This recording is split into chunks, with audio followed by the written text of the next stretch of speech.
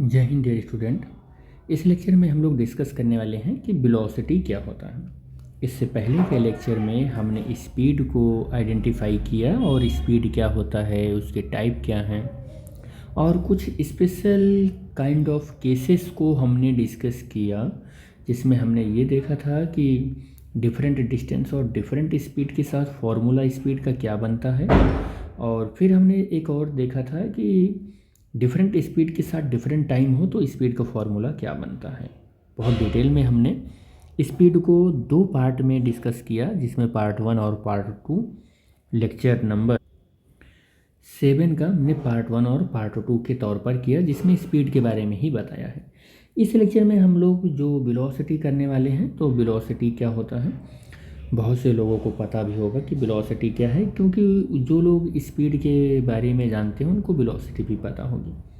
अगर मैं थोड़ा सा याद दिलवाऊं तो मैं ये कहूँगा कि अगर स्पीड क्या होता है तो आप तुरंत बोलोगे कि स्पीड जो है वो डिस्टेंस अपॉन टाइम है। और आप यहाँ पर जो डिस्टेंस बोल रहे हो ना, बस वहीं पर आपको क्या ले लेना है, डिस्प्लेसमेंट ले लेना है। क्या ले लेना है बेटा? डिस्प्लेसमेंट ले लेना है। और बाकी सब का सब वैसे का वैसे ही रखो। बस ये आपका क्या बन गया? वेलोसिटी बन गया। जब आपको डेफिनेशन लिखना हो तो डेफिनेशन कैसे लिखेंगे? आप डेफिनेशन भी आपके दिमाग में चल गया होगा कि मुझे कैसे लिखना है। स्पीड की जो आपने डेफिनेशन लिखी थी, आपने ये लिखा था rate of distance is known as speed. आपने लिखा क्या था कि rate of change of distance of an object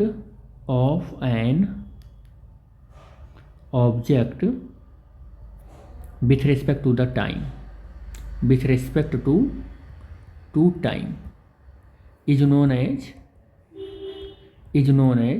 speed. आपने स्पीड को ऐसे कुछ लिखा था।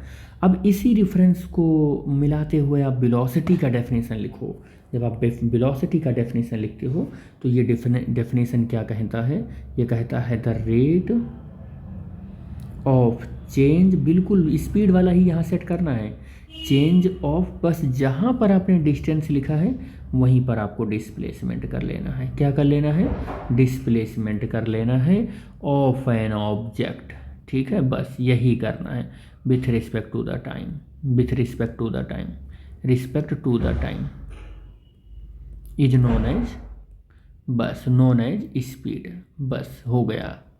हाँ, एक चीज़ मैं और आपको बता दूं कि मान लो डिस्टेंस आप डिस्प्लेसमेंट आप नहीं लिखना चाह रहे हैं, डिस्प्लेसमेंट आप नहीं लिखना चाह रहे हो, तो आप करोगे क्या? इसकी एक और डेफिनेशन आप लिख सकते हो। क्या लिखोगे? The rate of change of position भी लिख सकते हो, rate of change of position भी लिख सकते हो ऑफ एन ऑब्जेक्ट। लेकिन आपको ये पता होना चाहिए कि ये एक स्केलर क्वांटिटी है, और स्केलर क्वांटिटी है तो केवल इसके पास मैग्नीट्यूड होगा। क्या होगा? मैग्नीट्यूड होगा, डायरेक्शन नहीं होगा इसके पास, डायरेक्शन नहीं होगा इसके पास। लेकिन वेलोसिटी एक ऐसी क्वांटिटी है, ये एक वेक्टर क्वांटिटी है, तो वेक्टर क्वांटिटी है तो इसके पास मैग्नीट्यूड भी होगा, मैग्नीट्यूड भी होगा और डायरेक्शन भी होगा। और जब आप पोजीशन लिख रहे हो तो आप एक मैग्नीट्यूड के टर्म में इस वेलोसिटी के डेफिनेशन को लिख रहे हो, तो इसके साथ आपको डायरेक्शन भी मेंशन करना होगा। बस इतना सा डिफरेंस है। तो position of an object with time, आप ऐसे लिख लो, विथ टाइम। ठीक है, इन अ गिवन डायरेक्शन। बस आप इतना लिख दोगे, इज नोन है या इज कॉल्ड, मैं ऐसे लिख दे रहा हूँ, is called velocity.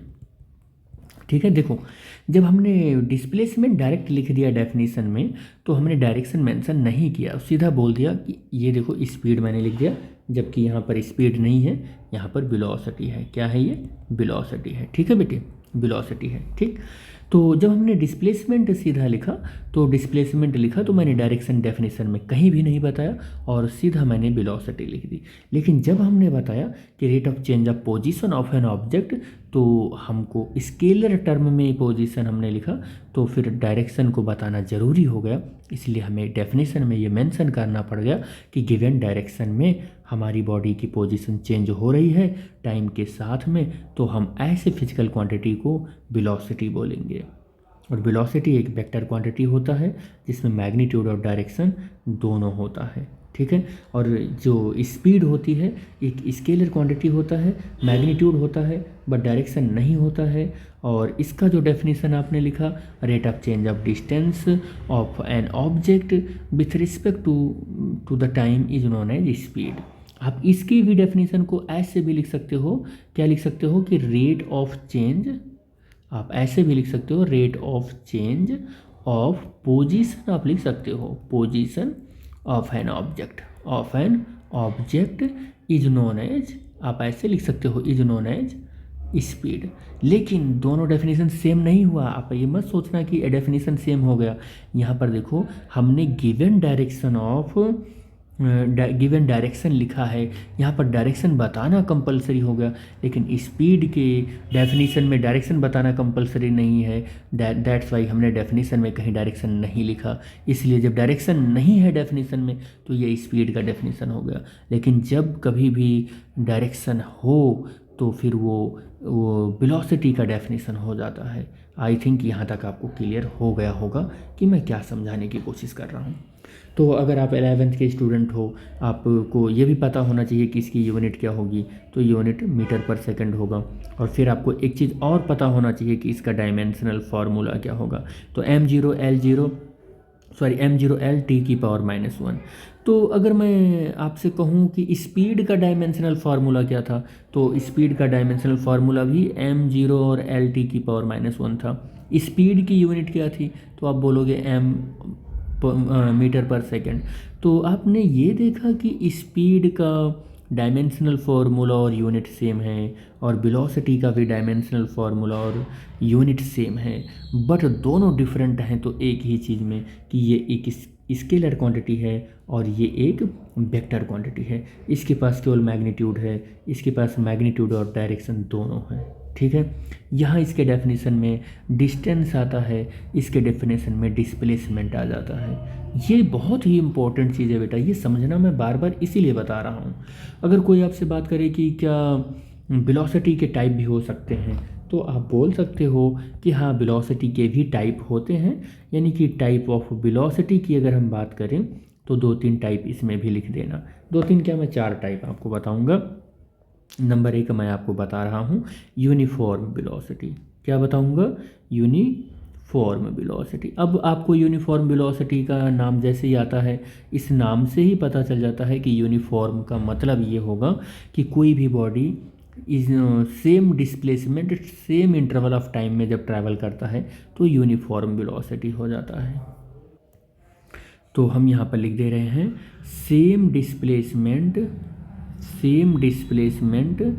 In same interval of time. Same interval of time में जब चलता है तो हम उसे यूनिफॉर्म वेलोसिटी बोलते हैं। दूसरी बात क्या है, यहाँ पर दूसरा जो टाइप ऑफ वेलोसिटी है वो है यहाँ पर वेरिएबल वेलोसिटी। क्या है? Variable velocity. अब वेरिएबल वेलोसिटी में आपके दिमाग में तुरंत चलना चाहिए कि डिफरेंट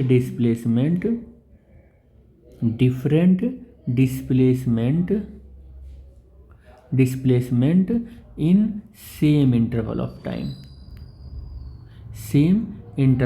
टाइम जब कभी चल रहा हो तो वो वेरिएबल वेलोसिटी हो जाएगा, ठीक है। ऐसे हमारा थर्ड चलेगा कि एवरेज। क्या चलेगा? Average velocity. क्या चलेगा? Average velocity. अब एवरेज वेलोसिटी की अगर आपको डेफिनेशन देनी हो तो आप क्या लिखोगे कि टोटल डिस्प्लेसमेंट, ठीक है। Total displacement in total interval of time. Total displacement in total interval of time में हम एवरेज लिखते हैं। एवरेज का फॉर्मूला भी होता है, मैं ये फार्मूला भी आपको बताते हुए चलूँगा कि एवरेज वेलोसिटी का फॉर्मूला होता है total displacement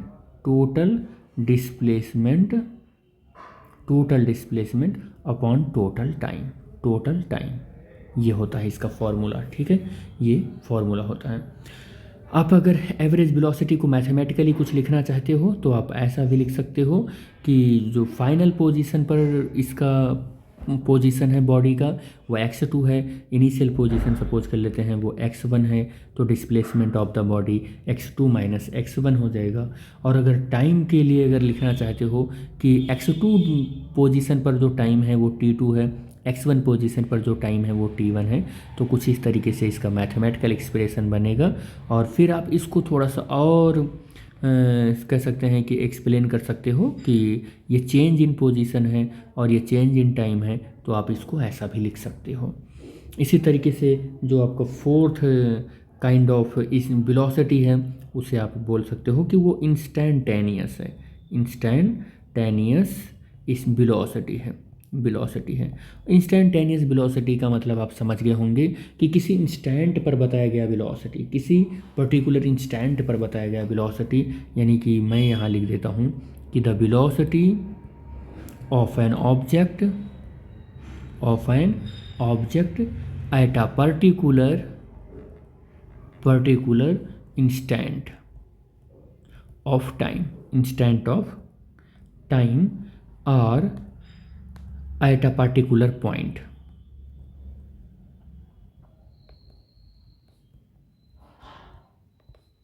of its path is called its instantaneous velocity। ठीक, ये होगा। अब अगर इंस्टेंटेनियस वेलोसिटी का डेफिनेशन के अकॉर्डिंग फार्मूला लिखना हो तो इंस्टेंटेनियस वेलोसिटी को हम v से लिखें अगर, और फिर हम यहाँ लिमिट ले लें और बहुत छोटे इंटरवल ऑफ टाइम पर आपको बताना है वो वेलोसिटी, तो ये लगभग 0 के बराबर होगा वो चेंज इन टाइम, और del x upon del t. और ये जो पूरा मैथमेटिकल ये पूरा एक्सप्रेशन है इसको मैं लिख सकता हूँ dx अपॉन dt। क्या लिख सकता हूँ? dx upon dt।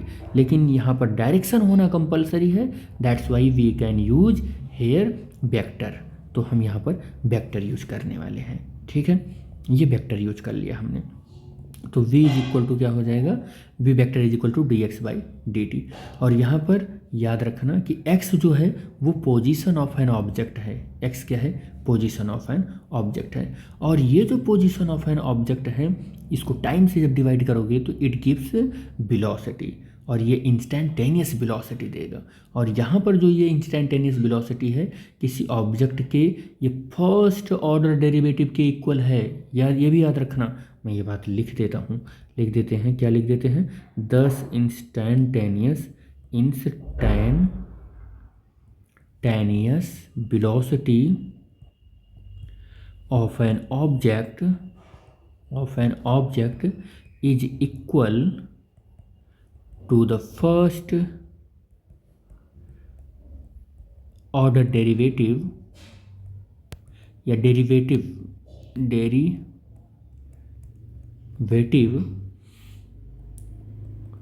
of its displacement with respect to time। यहाँ पर मैं आपको एक नोट पॉइंट और बताऊंगा, वो नोट पॉइंट बड़ा ही इम्पोर्टेंट है और आपको जानना भी ज़रूरी होगा कि देखिए होता क्या है। बहुत सारे असर्शन और रीजन या बहुत सारे ऐसे मैंने क्वेश्चन को देखा और बच्चे आके पूछते ये हैं कि क्या एवरेज, ध्यान देना इस बात को, कि एवरेज स्पीड एवरेज वेलोसिटी के इक्वल हो सकता है? और बहुत पॉपुलर क्वेश्चन है ये, तो आपका आंसर होना चाहिए यस, हो सकता है।